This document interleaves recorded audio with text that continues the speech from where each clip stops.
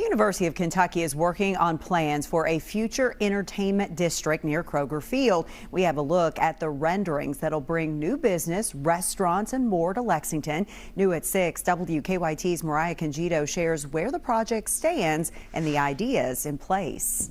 As the University of Kentucky grows and college athletes are set to earn money through NIL, representatives say it's time to get creative in how they make money. It's got to be 365 days a year. Otherwise, this won't work. Kevin Locke with UK says the district will be a multi-use space. He says something to this scale required them to check out entertainment areas around other universities and professional sports stadiums in the country. The magic of it all is taking the things that work and make this something that is unique to University of Kentucky. Right now, there are 4 concepts under consideration.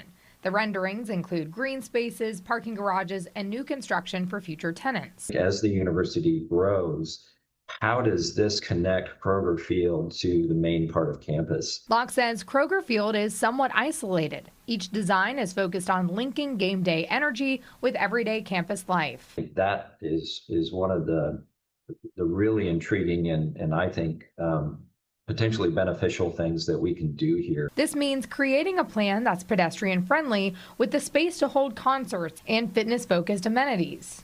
There may be some new traditions that are spawned by, this connection that we're creating here. The project is currently in phase 2, focusing on concept alternatives. When you talk about tailgating, that's a great tradition that we have. We want to make sure that we enhance that, but still retain that tradition as we move forward. Phase 3 is set to begin next month when the committee will create a final plan and the associated cost. Mariah Congito, WKYT.